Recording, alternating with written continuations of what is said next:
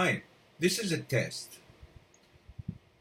I'm gathering everybody's attention to what I say about voice coaches and voice teachers, singing experts, and all these things. If you go online, I mean, in the YouTube, you can see hundreds of every type of age and person and nationality to try to teach um, their own method in the YouTube on how for us to be able to understand something about voice and choose.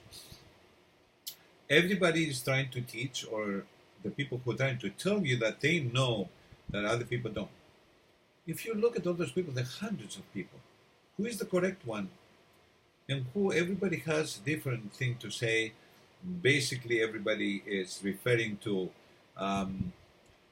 how to increase your capacity, capability of hitting high notes, how to handle the voice without holding, without, having it all tight up and not freeing the voice.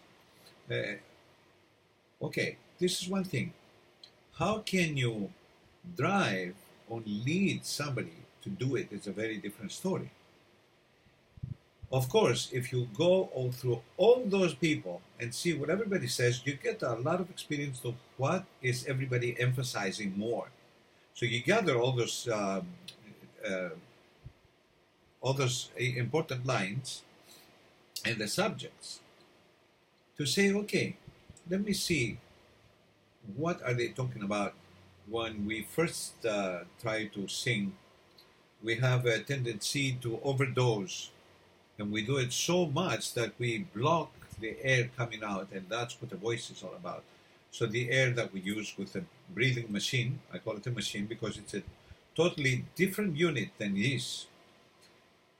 All it does is bring the air pressure here to make the vocal cords vibrate with your own command to bring the voice, instead of not bringing any sound with your cords if you get to exhale the air.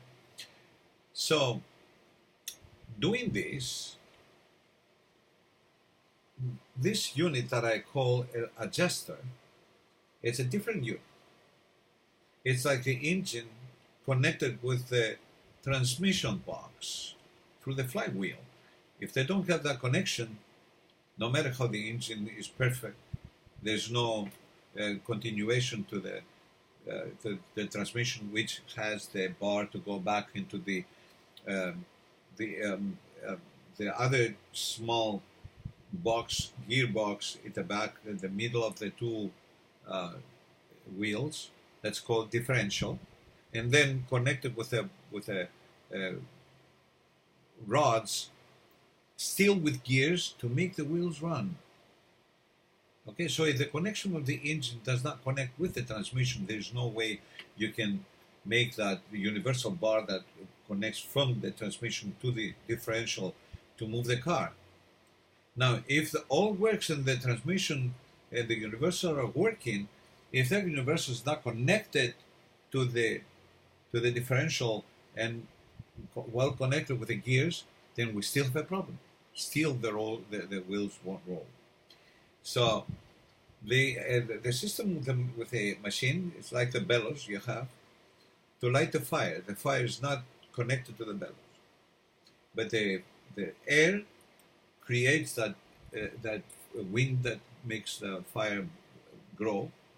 Okay, when the air comes to make the strings vibrate, then the vibrations have to be coming, traveling to the roof of your mouth with the air pressure. And what we do, instead of bringing the air to release it out, we block the air without knowing because of the overtoned of trying so hard, and we can really overdose and start saying, I am the one. Down the road there was a certain house. Okay, so in order to release the air properly, you have to use the connection of the air with when it comes out here, with the tongue being the enemy of the singer, actually, without us knowing, of course.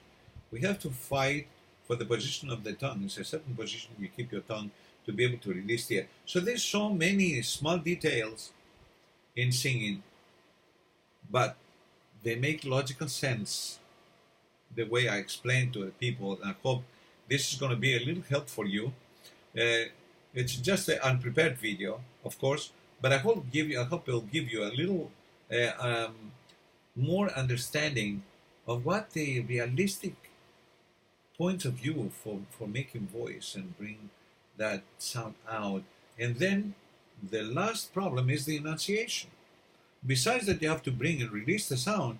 Then right here with the tongue and the lips and teeth that you create all the consonants that involved in singing. If you don't know how to use the consonants, then you can grab the voice and make it so stiff and so tight. You're tight the own muscles, and you don't let the air exit by moving your mouth with a relaxed chin. Okay, the upper muscles are not supposed to be used like all this stuff. It's a bad influence for the voice to exit. The other differences between the voice and the wind instruments, because the voice is a wind instrument, the voice is internal, and we cannot see it, we cannot touch it. No keys to play, and no eyes to see where we place them. So all this is, we have to sense and listen. Our ears are the directors and the commanders of that voice. And then combined with the sense that we have with our system, what happens when we hear that sound, and what is the sound, then both, because they report to the brain together immediately, then they both agree. Oh, that didn't sound so good.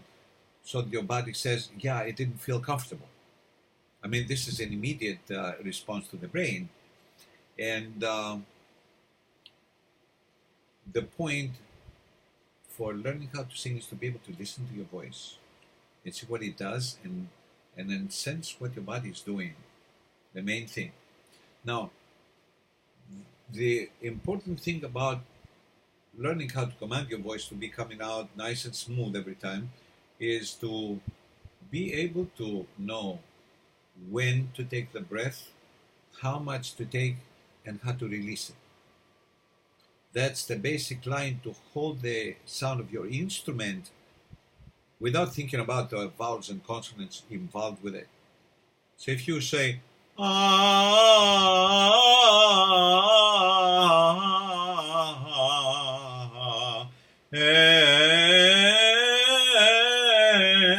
so if you want to put words, you have to move your chin, create the consonants and vowels, and the tongue has to be down every time that you create a consonant using your tongue or your lips or your mouth or your chin to move. You have to be able to release the sound of your instrument without cracking it or breaking it with because of the consonants. So there's a little bit more involved in voice and understanding to the thing that everybody says, the tightness of the voice, how to hit the high notes, why people have a problem with the high notes and all this stuff. It's beyond the reality of the mechanism, how the voice works. The machine, the air comes here and creates the vibrations of the chords. Then it's another business. How to release that air to come to your roof of your mouth to create the vibration on the resonating board, which is your face. The back of your face is your hard palate, right here. The nasal cavity is the part that is like the center of the gong when you hit that part to make the best resonance. And without nasal cavity, the sound sounds ugly, like ah. That is no resonance. But ah, it's a kinder sound, beautiful. Ring is good. The timbre of the voice is showing on your character of your voice, everything. So I hope this audio that is just out of the blue, without preparing hard and stuff, to kind of go through the things that are involved with the confusions of the people have that they sing, how to learn how to unleash your voice. Okay, is how to release the air out, which is bringing the sound waves. I mean, all the vibrations of the chord come to the heart, palate, and steel, released out, and create magnify all those sound waves that they come out to the audience, like a cone expanding from here to get bigger as it goes to go to the last part of the audience in the end of the theater or the hall or the place that you sing, to the longest ranges that the people have, the distance that people have from you. So this is what I'm talking about, and I'm going to come back with a little more prepared details of what it takes to understand how to open that book, because all these things that other people say, it's a book that is closed, and you're not going to be opening to the different paragraphs and small sentences that they really explain the details. I'll see you later. My name is Panteli Lazaridis. I'm from Greece, and I've taught a lot of people around the world from all nationalities. I'm able to teach in every language, and I know every language when I listen to it, because I spend time to see what is the enunciation for this language, what is the bothering consonants for this, for Latin music, for Persian music, for Turkish music, for Scandinavian, whatever, German, to be able to fit all these rules and regulations that we have, to be able to bring results for those people so they can understand how to release their voice. Again, my name is Panteli Lazaridis. If you Google my name and you'll see it down, you see how it's spelled, then you'll see a lot of things that I've done. One of my students is Adam Lambert, who is the guy who was so popular in the Americans Got Talent of 1911 and amazed all people around the world. Now he's with the Queen, replaced Freddie Mercury, and they're doing a fantastic work. They chose that singer. I've trained Adam since he was 15 and a half, because he's from Poway. I'm in San Diego, and I had the privilege to be working with him to show him a lot of different techniques involved with rock singing, with R&B, even classical. Started with musicals because he was into the musicals when he was young. And then he got involved to sing all types of music, and he developed a technique that is an amazing technique. So another singer, student of mine, is Jackie Foster.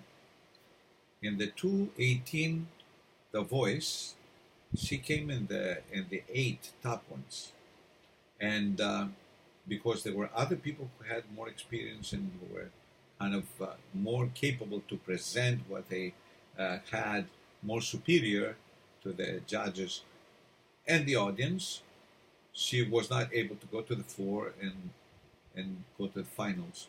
But she came up to the 8, which is a very big establishment for somebody as young as she was and kind of new to the voice, as she was going to Boston University to train, to study. Now, again, I promise I will be coming back, and you would know, because every week I'm going to give you a little more information about the voice. As I said, if you want to get a hold of me, I'm in Yelp, I'm in Facebook, I'm in LinkedIn, and you can find all those by Googling my name, and then you can see what you need to see. Thank you. I'll be talking to you later.